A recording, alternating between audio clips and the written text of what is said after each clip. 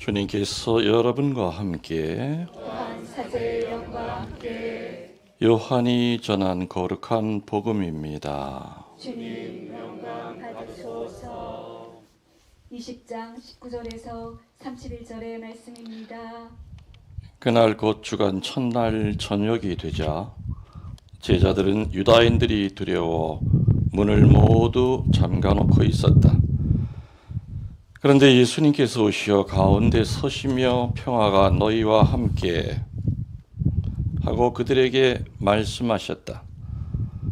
이렇게 말씀하시고 나서 당신의 두 손과 옆구리를 그들에게 보여주셨다. 제자들은 주님을 뵙고 기뻐하였다. 예수님께서 다시 그들에게 이르셨다. 평화가 너희와 함께. 아버지께서 나를 보내신 것처럼 나도 너희를 보낸다. 이렇게 이르시고 나서 그들에게 숨을 불어 넣으며 말씀하셨다. 성령을 받아라. 너희가 누구의 죄든지 용서해 주면 그가 용서를 받을 것이고 그대로 두면 그대로 남아 있을 것이다. 12 제자 가운데 하나로서 쌍둥이라고 불리는 토마스는 예수님께서 오셨을 때 그들과 함께 있지 않았다. 그래서 다른 제자들이 그에게 우리는 주님을 배웠소 하고 말하였다. 그러나 토마스는 그들에게 나는 그분의 손에 있는 못자국을 직접 보고 그 못자국에 내 손가락을 넣어보고 또 그분 옆구리에 내 손을 넣어보지 않고는 결코 믿지 못하겠소 하고 말하였다. 여드레 뒤에 제자들이 다시 집안에 모여 있었는데 토마스도 그들과 함께 있었다.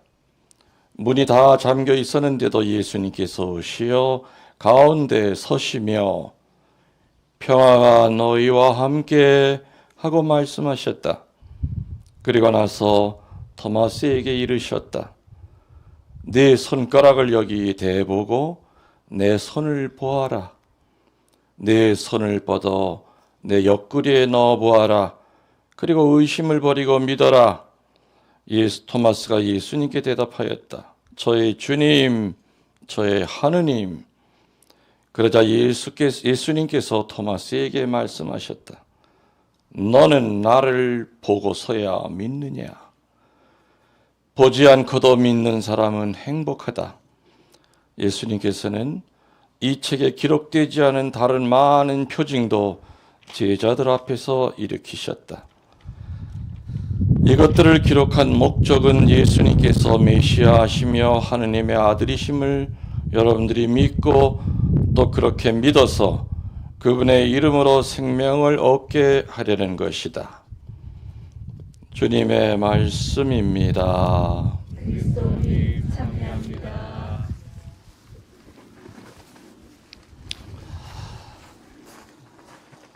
참 예수님, 주님의 이름으로 평화를 빕니다. 어제 교황님 장례 미사가 있었죠. 너무 부러웠어요. 아이고 예수님 만나고 계시겠구나. 그리고 내가 어떻게 기도했냐면은 2000년 전에 예수님이 나자로 부활시켰듯이 교황님 한번 좀 부활시키면은 그죠? 하느님이 없다, 천국이 어딨냐, 지옥이 어딨냐 하면서 죄 짓고 사는 인간들 정말 많이 회개할 텐데 교황님이 한 번 다시 부활하시면 이 세상이 얼마나 정화가 될까? 근데 왜 2000년 동안 그 수많은 성인 성녀들을 왜 단 한 사람도 부활시킨 적 없잖아요. 난 그게 안타까워. 그래서 만약에 내가 나중에 죽으면은 내가 수단 방법 가리지 않고 내가 다시 올 거야. 다시 와서 하여튼 예수님한테 성모님한테 하여튼 백을 쓰든 와이류를 쓰든 해서 딱 3일만 내보내달라고 그럴 거야. 그래서 아무튼 정말 이 험악한 세상에 하느님이 계시다는 것을 증거하고 돌아갈 수 있는 딱 3일. 그래서 장례미사 어제 이렇게 보면서 교황님 가서 때 한번 써보셔. 다시 좀 되돌려 그 죽은 관 좀 두둥겼다가 다시 다 태어나셔서 부활하셔서 그러면 정말 많은 사람들이 회개할 거다. 그런 생각을 얼핏 했어요. 사실 인간적인 것 때문에 가까이 있던 사람이 세상을 떠나면 슬프지만 우리가 신앙적인 눈으로 보면 그건 축제죠. 그렇죠? 그래서 어느 수도원에서는 같이 살던 동료 수사님이 돌아가시면 샴페인을 터뜨린다고 그래요. 세상 사람들이 보면 미친놈들이라고 부르겠지만 그건 부활 신앙이 있기 때문에 그렇죠. 아이고 수사님 행복하시겠어요. 주님도 만나고 성모님도 뵙고 우리 안부도 좀 전해주세요 하면서 그 시신 앞에서 샴페인을 터뜨리고 샴페인을 마신다고 그래요. 그거는 세상의 눈으로 보면은 이해를 못하는 거지만 우리들은 충분히 이해가 되죠. 부활절달 교황님이 의사한테 그랬대요. 부활절날 신자들 이렇게 발코니에서 만날 때 내가 오늘 몇 마디 할 수 있을까요? 그랬대. 그랬더니 주치의가 힘을 내서 해보세요. 그래서 그 말이 뭐였어요? 부활절 축하합니다. 그리고 이제 차 타고 이렇게 다니시면서 아기도 만져주고 환자도 몇 것도 많이 만지지도 못했지. 근데 참 저는 참 잘 맞아요. 그날 교황님이 발코니에서 그렇게 얘기할 때 이 양반 오늘 아니면 내일 안으로 가시겠다는 느낌이 확 들었어요. 근데 그 다음날 돌아가셨잖아요. 그래서 아무튼 교황이라고 하는 무거운 짐을 다 내려놓으시고 정말 프란시스코 그 성인을 닮은 삶을 살다 가신 그런 교황님을 우리 시대에 모시고 살았다고 하는 것은 우리들에게는 더없이 큰 영광이 아닐 수가 없습니다. 맞죠? 네. 아까 얘기다시피 이제 그 아름다웠던 왕 벚꽃들도 다 졌어요. 살구꽃도 떨어지고 자두나무 꽃 떨어지고 그 아름다운 매화나무도 떨어지고 저기 명자나무는 속에만 좀 이렇게 뻘겋게 붙어 있어요. 저 명자나무는 옛날부터 서당 마당에는 심지를 못했대요. 왜? 하도 이뻐서 아이들이 글 공부를 안 하고 저기에 홀려. 저 명자 씨한테 홀려가지고 글을 안 보는 거야. 그 옆에 오얏나무 오래된 고목도 꽃이 떨어졌고 또 뭐 보리수도 떨어지고 다 떨어졌어요. 지금 하나 오늘 내가 오시는 분들한테 좀 작품을 보여드리려고 연산홍 분재랑 백철쭉이랑 이렇게 딱 두 개가 있죠. 그런데 연산홍은 말을 잘 듣는데 저 백철쭉이 제가 말을 잘 안 듣네. 확 만개를 하라 했더니 3분의 1만 피고 있네. 오늘 중으로 피긴 필 거예요. 이렇게 큰 꽃들은 다 떨어졌는데 이제 그 대신 오늘 보니까는 세상에 내가 너무너무 좋아하는 꽃들이 폈어.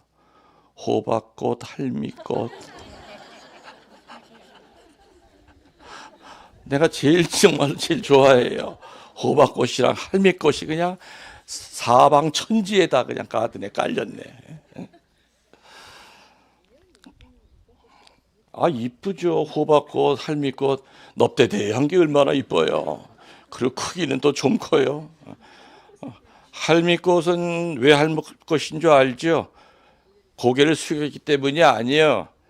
꽃 지고 난 다음에 그 풀어헤친 것이 하얀 머리카락 풀어헤친 것처럼 할머니들 머리 푼 것처럼 해서 그래서 할미꽃인 거예요. 그게 꽃이 고개를 숙여서 할미꽃이 아니에요. 꽃 떨어지고 나면은 거기서 이렇게 하얀 실 같은 것이 나와요. 근데 그게 마치 할머니들이 머리 감을 때 하얀 머리 풀어헤친 것처럼 보인다. 그래서 할미꽃인 거예요. 여기 오면 별거 다 알고 가요. 자, 여러분들 예수님이 부활하셔가지고 누구 만나고 승천하셨어요? 기억나는 사람 한번 얘기해 보세요. 예수님이 부활하시고 난 다음에 어떤 누군가를 만나고 가셨죠? 뭐 제일 먼저 누구? 무덤가에서 울고 있는 마리아 막달레나, 또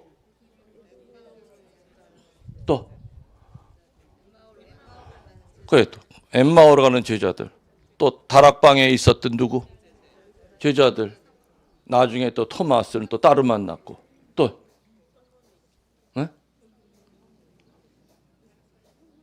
성모님을 만났다는 얘기는 구체적으로 성경에는 없죠. 또 하다못해 뭐 티베리아 호숫가에서 그물질하던 그 예수님이 이미 불 펴놓고 기다렸잖아요. 고기 구워놓고. 또 누구 기억나는 사람 있어요?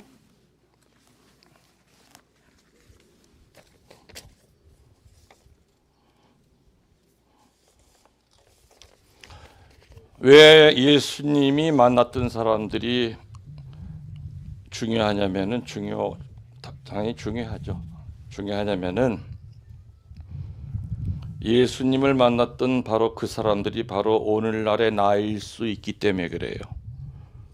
바로 우리들의 모습이죠. 우리 공동체가 부활한 예수님을 만날 수도 있어요. 우리 레지오가, 우리 반이. 자, 첫 번째 인물이 막달라 마리아, 그죠? 사실 이 막달라 마리아에 대해서는 2000년 동안 굉장히 많은 얘기들이, 서로 엇갈리는 얘기들이 많이 전해져요. 그 간음하다 잡혔다는 그런 설도 있고. 근데 그렇게 오해를 받게 된 거는 이 막달라라고 하는 것은 지명 이름이에요. 막달라라고 하는 도시는 아주 타락한 도시였어요. 거기 살던 마리아예요. 그러다 보니까 도매금으로 이 막달라 마리아가, 근데 분명한 것은 7마귀가 떨어져 나갔다고 하는 것은 성서에 분명히 나와요. 부마자였었어요, 막달라 마리아가. 그래서 자기를 정결한 옷으로 마귀로부터 해방시켜 주신 그 예수님을 사랑하지 않을 수가 없잖아요. 그죠? 우리 살아가면서 나를 지켜주고 나를 구덩텅이에서 꺼내준 사람이 때문에 우리 그 사람 잊어요? 못 잊어요? 절대 못 잊어. 내 생명의 은인이잖아요. 막달라 마리아에게는 예수님은 그런 분이었어요. 그러니까 제자들 무서워서 다 도망갔을 때도 성모님과 같이 그 밑에서 지켰잖아요.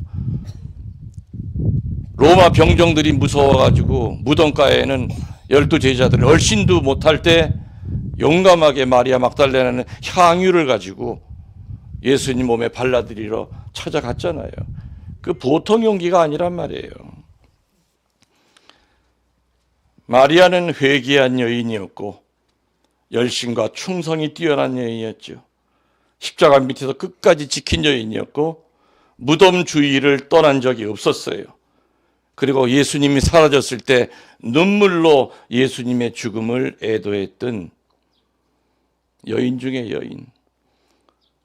그래서 초대교회 때는요, 베드로 사도를 중심으로 하는 교회가 만들어졌고 막달라 마리아를 중심으로 하는 교회가 만들어졌었어요. 로마 박해 시대까지. 그 막달라 마리아를 중심으로 하는 교회가 나중에 이제 영지주의로 바뀌면서 철퇴를 맞기 시작했죠. 그래서 막달라 마리아의 지위가 밑으로 떨어지기 시작했어요.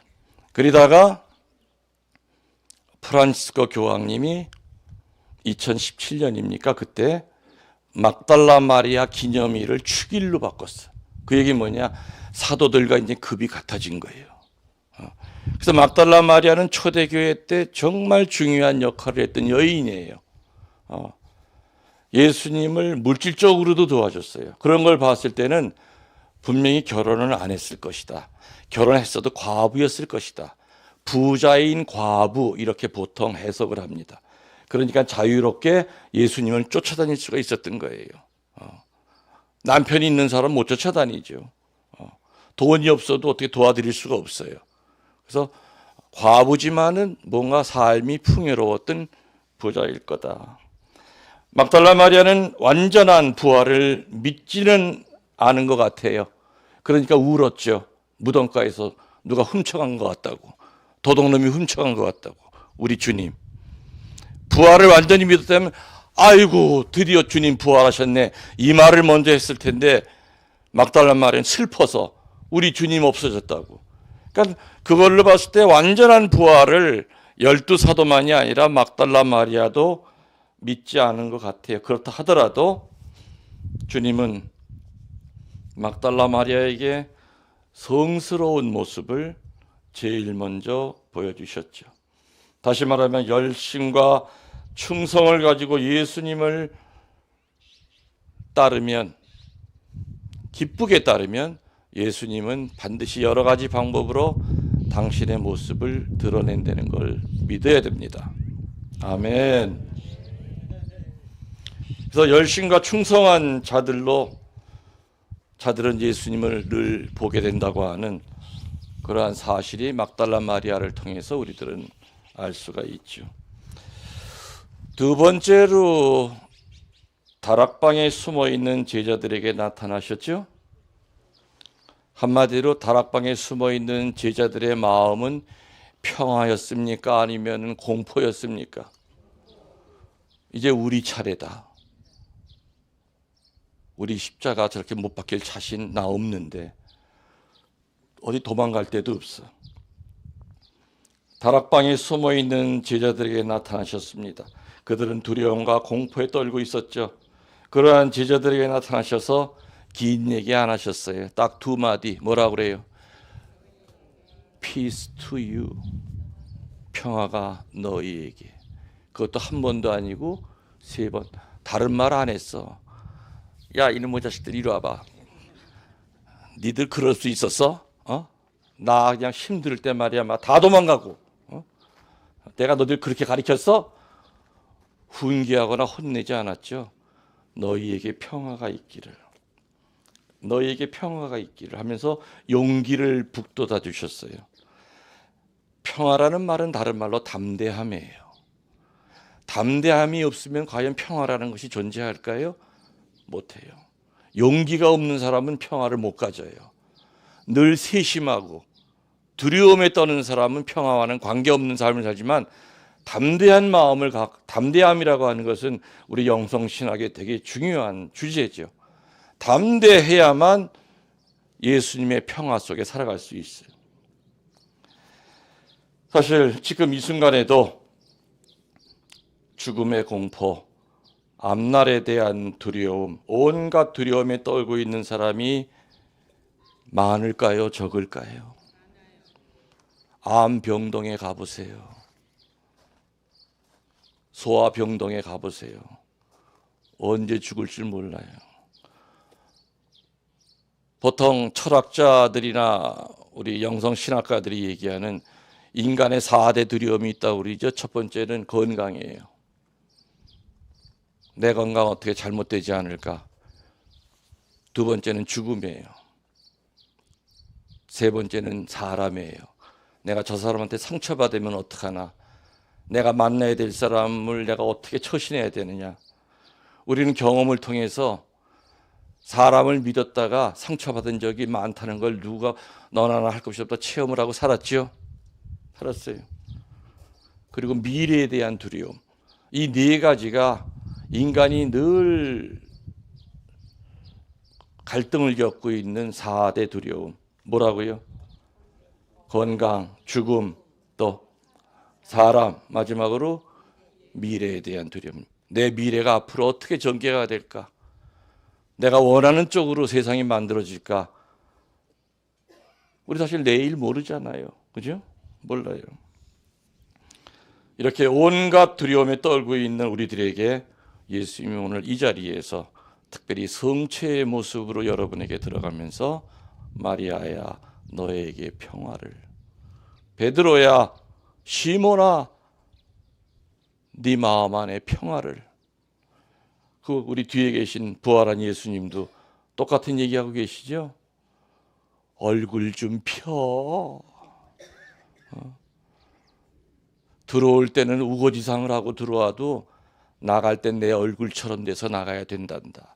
내가 그렇게 분명히 만들어 줄게. 아멘 하는 사람만 펴질 거예요. 끝까지 아멘 안 해봐라. 너희에게 평화가 있기리라 하니 말 뜻은 다른 말로 하면은 네 가슴 속에 사람을 담지 말고 하느님을 담고 살아라 이 얘기예요. 사람을 가슴에 담고 살면 죽을 때까지 수천 번 상처를 받아. 여러분들 나를 가슴에 담고 살면 안 돼. 물론 하느님이 사제에게 준 카리스마가 있죠. 그 카리스마 때문에 사제에게 와요.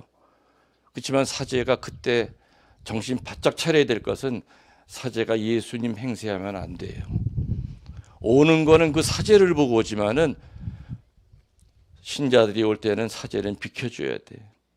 예수님과 직접 만나서 예수님에게 은총을 받고 돌아갈 수 있도록 해주는 것이 사제의 그 겸손된 모습이죠. 그래서 우리 마음 안에 평화가 있으려면 사람을 가슴에 품고 살면 절대로 평화롭지 못하죠. 누구를 담고 살라고요? 하느님 예수님을 담고 살아라. 그러면 어떻게 된다? 담대해져요. 영적으로 깡다구가 생겨. 그래 까짓건 뭐 너 고통 올 테면 와봐. 내 눈 하나 깜짝 안 한다. 뭐 해봐야 죽는 것밖에 더 있어. 죽으면 예수님한테 가까이 갈 수 있어. 고통을 두려워하지 않아. 예수님이 얘기하시는 평화는 앞에 고통이 올 때 그거를 비서 새길로 도망가라는 평화가 아니죠. 당당하게 맞서서 극복하려는 평화예요. 세상 사람들은 고통이 오면 어떻게든 고통을 안 받으려고 피해 도망 다녀요. 새길로 도망가고 여기저기 한편. 하지만 우리 신앙인들에게 평화는 도망가서 얻는 평화가 아니라 그런 평화는 유리처럼 부서져요. 당당하게 싸워서 담대한 마음을 가지고 예수님을 가슴에 담고 그 고통과 맞서고 십자가와 맞서면은 우리 능히 다락방에서 주님께서 하셨던 그 말씀을 내 안에 새길 수 있다는 거죠. 그래서 두려움과 공포에 떨고 있는 제자들에게 막달라 마리아에게 이어서 두 번째로 나타나셨어요. 자, 근데 이 자리에 누가 없었어요? 사도 토마는 굉장히 이성적이고 합리적인 사람이에요. 이제껏 믿고 따랐더니 우리 이게 꼬라지가 뭐야, 먹고 살 길 찾아야 되겠다 해서 어디 알바할 데 없나 하고 찾으러 나간 사이에, 어디 마트라도 가서 알바하려고 찾으러 다닌 사이에 누가 왔다 가신 거예요. 나갔다 들어왔더니 다른 11제자가 10제자 저기 유다스는 없으니까 넉나간 사람처럼 멍 떠 있는 거야. 야, 니들 얼굴 표정이 왜 그래? 도마야, 어디 갔다 왔어? 주님 왔다 가셨어. 주님 왔다 가시니까는 도마가 믿었어요? 아이고, 얘네들이 아주 단체로 미쳤구만. 그러면서 뭐라 그래요? 야, 내가 그분 저 창 찔린 옆구리에다 내 손가락을 이렇게 집어넣어서 배배 돌려봐야 내가 믿어. 이렇게 건방을 떨었잖아요. 근데 그 후에 나타나셨습니까? 나타났죠? 나타나셔서 내 손을 내 옆구리에 넣어봐라. 그리하여 믿음 없는 자 되지 말고 믿는 자 되라. 이 한마디 하셨어요. 그때 토마는 죄송합니다. 잘못했습니다. 제가 싸가지가 없어서 그런 말 했습니다. 변명을 늘어놓지 않고 딱 두 마디 했죠. 나의 주님, 나의 하느님 하면서 무릎을 탁 꿇었어. 그러니까 도마는 특징이 있어요. 의심이 많지만 그 의심은 확신에 이르기 위한 의심이에요. 사실 어떻게 보면은 이 도마 사도의 신앙은 우리들에게 필요해요. 얼치기로 알고 있는 신앙은 늘 무너져요. 대충 알고 있는 신앙. 그러나 도마는 무언가를 확실히 알기 위해서는 성실한 의심을 한 사람이에요. 일단 예수님이 부활한 것을 확신하자마자 도마는 나중에 인도에 가서 창에 맞아 죽었죠. 도마가 인도 제비 뽑기를 했는데 도마가 인도로 가는 제비를 뽑은 거야. 근데 도마는 합리주의자이기 때문에 아니야, 난 못 가. 내가 가기 싫어서 안 가는 게 아니라 내가 몸이 약하잖아, 알다시피. 난 가다가 배에서 죽어. 처음에는 안 간다고 그랬어요. 차라리 딴 데 보내달라고. 근데 꿈에 그때 당시에 예루살렘에 인도에서 예루살렘 목수들을 구하러 재상이 와 있었어. 근데 재상 꿈에 예수님이 나타나서 너 밖에 나가서 요걸 먹여 이렇게 뺑뺑이 돌먹고 몇 번지 거기에 지금 누워 자고 있는 놈이 있는데 그 놈이 예를 들면 제일 유명한 목수야. 그래서 포대기에 싸가지고 납치를 해서 그게 바로 토마야. 그래서 토마는 그렇게 납치당해가지고 인도까지 간 거예요. 그렇게 가기 싫어야 된대. 그래서 인도 남부를 전부 다 토마 사도가 전교했잖아요. 인도 남부는 카톨릭이 세요. 거긴 추기경도 있고. 도마 사도의 무덤은 인도 남부에 있잖아요. 한국에 와 있는 인도 신부, 인도 수녀님은 전부 다 남부 출신들이에요. 신앙심이 엄청 깊어요. 우쪽은 다 힌두교고 카톨릭이 엄청 세요. 한국의 천주교 신자보다 3배예요. 그렇게 많아요. 도마는 의심과 회의와 어떻게 보면 불신의 대표자라고 이렇게 평가절하되어 내려왔었어요. 2000년. 의심쟁이 도마 이렇게. 사실 모든 분열과 깨짐은 의심으로부터 시작이 됩니다. 그래서 의처증이라든지 의부증 이런 것들도 전부 다 의심으로부터 시작이 돼요. 나중에 알고 보면 아무것도 아닌데 의심이 되는 거죠. 오늘도 부활한 주님은 의심과 불신과 회의의 수렁에 빠져 허우적거리고 있는 자에게 뭐라고 얘기하십니까? 믿고 신뢰하라. 서로 믿고 신뢰하라. 그래서 나를 믿는 자가 되거라 하고 격려하고 계시죠. 자, 시간이 없으니까 4번째 누구에게 나타났느냐? 엠마오로 가는 2 제자에게 나타나셨죠? 엠마오로 가는 제자는 예수님의 제자단이 12사도만이 아니라 다른 제자들이 많았어요. 그 중에 2 사람이었는데 예수님 돌아가시고 난 다음에 너무 허망한 거예요. 그래서 고향에 이제 먹고 살 길 찾으러 갔는데 30리 길이에요. 근데 30리 길을 예수님과 같이 걸어다가면서 얘기를 나누고 예수님 성경을 설명해 줬는데도 알아들었어요? 못 알아들었어요? 예수님이 옆에 있는지도 모르고 갔죠. 눈에 뭐가 씌은 거예요. 그러다가 성경에는 무엇을 떼어 주실 때 알았다고요? 빵을 떼어 주실 때 그 30리 길을 같이 걸어오신 분이 바로 우리 스승이었다고 하는 것을 깨달아요. 그러고 난 다음에 그냥 오던 길 되돌아서 30리 길을 뛰어가서 주님 부활했다고 그 부활의 실제성을 외치죠.